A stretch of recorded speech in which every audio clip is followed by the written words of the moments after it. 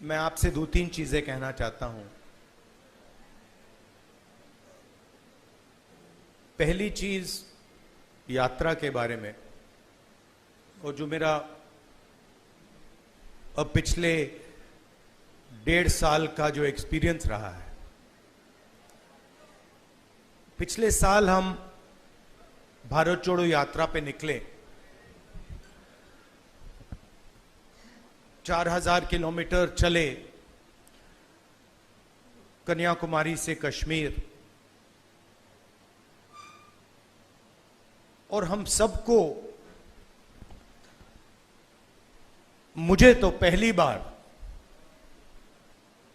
हिंदुस्तान को नजदीकी से देखने का मौका मिला।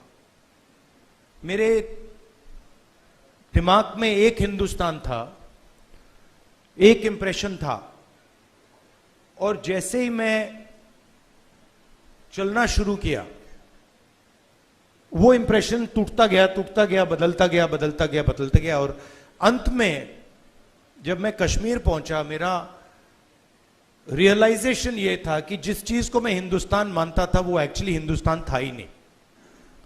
वो मेरे इमेजिनेशन का हिंदुस्तान था, अनइन्फॉर्म्ड हिंदुस्तान था।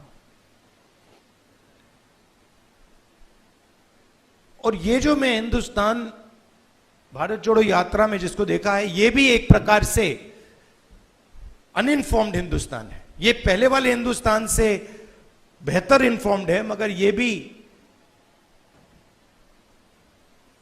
हिंदुस्तान की समझ नहीं है, सुपरफिशियल है। मगर उस यात्रा में दो चीजें बड़ी क्लियर थी। एक कि हिंदुस्तान नफरत का देश नहीं है, मोहब्बत का देश है। और इस देश में, इसके डीएनए में रिस्पेक्ट, मोहब्बत, ये बहुत गहरा है। तो चलते चलते मेरे दिमाग में यह सवाल आना शुरू हुआ कि अगर यह नफरत का देश नहीं है, यह पहला देश है जिसने इंडिपेंडेंस की लड़ाई मोहब्बत से लड़ी, और कोई देश है ही नहीं। मतलब कहते हैं कि civil rights movement, Gandhi ji की फिलॉसफी, उसने गांधी जी की फिलॉसफी का प्रयोग किया, मगर जो उनको डायरेक्शन किसने दिया? उनको डायरेक्शन गांधी जी ने दिया, हिंदुस्तान ने दिया। साउथ अफ्रीका में मैं गया था, मंडेला जी ने मुझे यही कहा कि हमें जो औजार दिए गए, हमारी फ्रीडम स्ट्रगल के जो औजार दिए गए, वो अफ्रीका के औजार नहीं थे, वो आपके औजार थे, हिंदुस्तान के औजार थे, और वो औजार हमें गांधी जी ने दिए।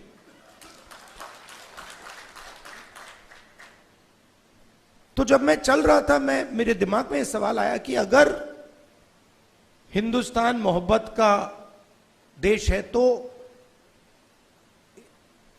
इसमें नफरत क्यों फैल रही है? क्योंकि इतना आसान नहीं होना चाहिए नफरत को फैलाना। हम कहते हैं बीजेपी नफरत फैलाती है, बट कोई ना कोई फाउंडेशन तो होगा, कोई ना कोई बेसिस तो होगी इस नफरत की। तो ये सवाल मेरे दिमाग में था, और आस्ते आस्ते मुझे बात समझ आने लगी कि नफरत का कारण अन्याय है। कि ये देश में गरीबों के साथ, किसानों के साथ, दलितों के साथ, महिलाओं के साथ, युवाओं के साथ, सबके साथ हर रोज अन्याय होता रहता है। 2-3% लोग हैं इस देश में जिनको न्याय का एक्सेस मिलता है। 2-3%, ज्यादा से ज्यादा 5% लोग हैं। उनके लिए कोर्ट्स काम करते हैं, उनके लिए सरकार काम करती है, सारी इंस्टीट्यूशंस में उनके लिए जगह है। बट अगर हम 90% लोगों को देखें, उनके साथ 24 घंटा अन्याय हो रहा है। 16 लाख करोड़ रुपए 20-25 लोगों का कर्जा माफ हुआ। जीएसटी का पैसा है, जनता का पैसा है, किसानों का पैसा है, मगर किसानों का 1 रुपया माफ नहीं होता है। और मैंने सरकार के अंदर से देखा है, जब हमने किसान कर्जा माफी की बात उठाई, जब हम सरकार में थे, तो रिस्पांस मिला कि ये ठीक नहीं है, इससे किसान आलसी हो जाएगा।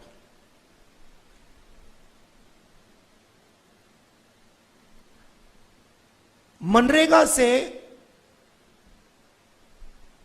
गरीब व्यक्ति की आदत बिगड़ जाती है।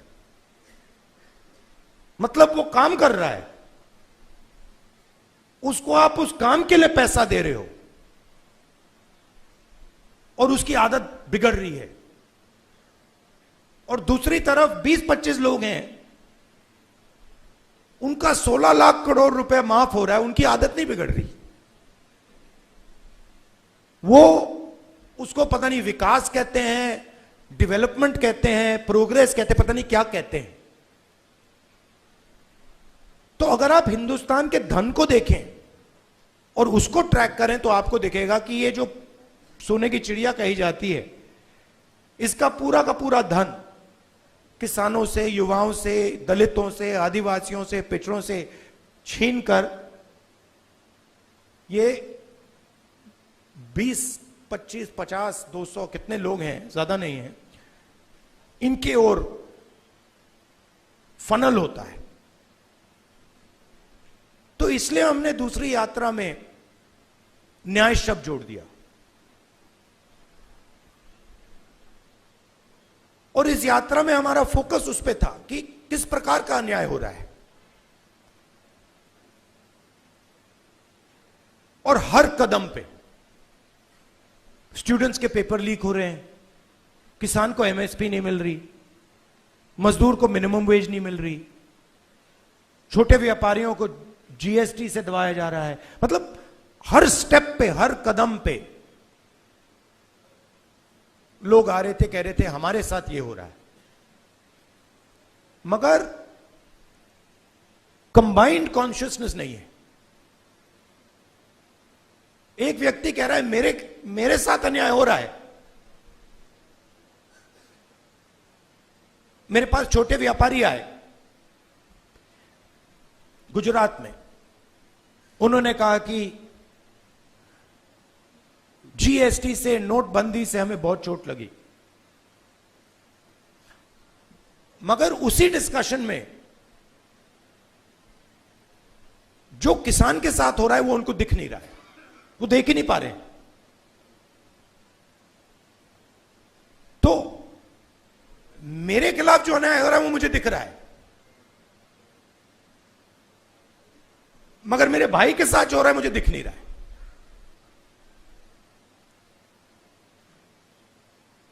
तो ये बहुत जरूरी बात है, क्योंकि जब तक आप अपने भाई के साथ जो अन्याय हो रहा है वो नहीं देखोगे, तब तक कोई मूवमेंट खड़ा नहीं हो सकता।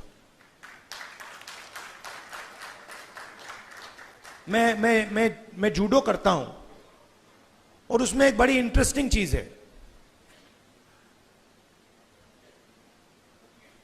उसमें जमीन पे गिरना पड़ता है, फेंका जाता है व्यक्ति को। तो जब पहले व्यक्ति शुरू करता है तो वो अपने आप को प्रोटेक्ट करने की कोशिश करता है। जमीन पे गिरोगे तो फिर आप अपने आप की रक्षा करते हो। फिर थोड़ा एडवांस्ड होता है, फिर उसको बात समझ आती है, वो जमीन की रक्षा करना शुरू कर देता है। मतलब don't protect yourself, protect the mat.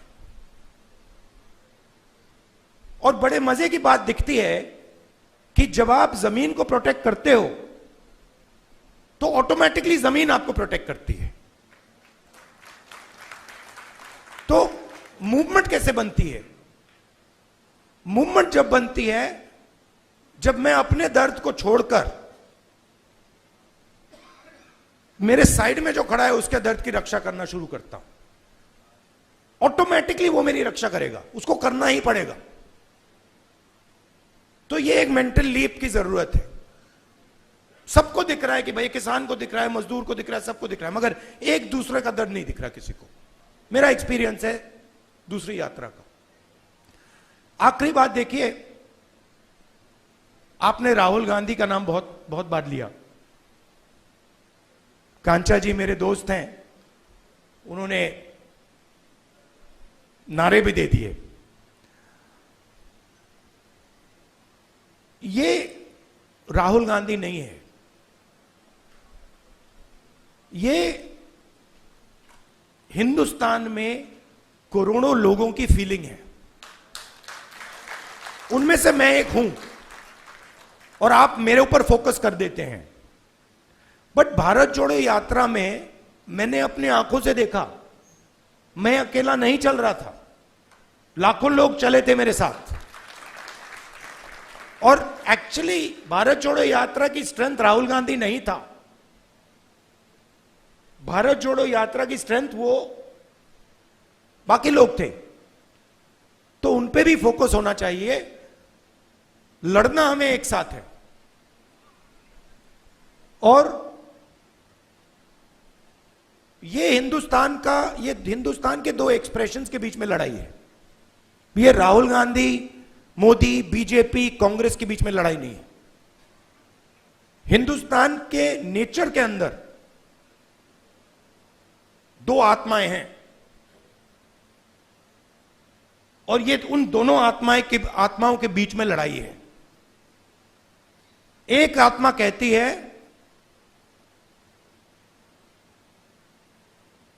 कि हिंदुस्तान बीच से चलाया जाएगा, ऊपर से चलाया जाएगा और सारे लोग ऊपर देख के